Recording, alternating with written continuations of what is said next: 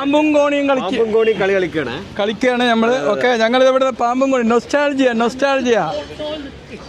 ബാല്യം മരിക്കുന്നില്ല മക്കളെ, ബാല്യം മരിക്കുന്നില്ല. ബാല്യം നമ്മൾ ഒരിക്കലും പിന്തിരിഞ്ഞു പോകില്ല.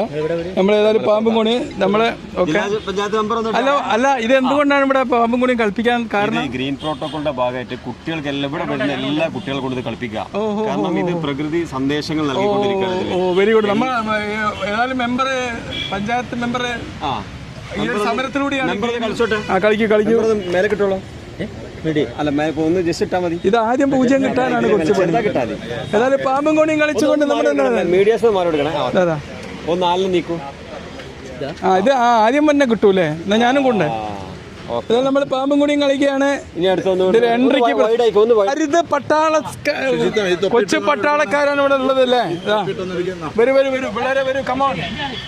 എന്താണ് നിങ്ങൾ ഇതുകൊണ്ട് ലക്ഷ്യം വെക്കുന്നത്?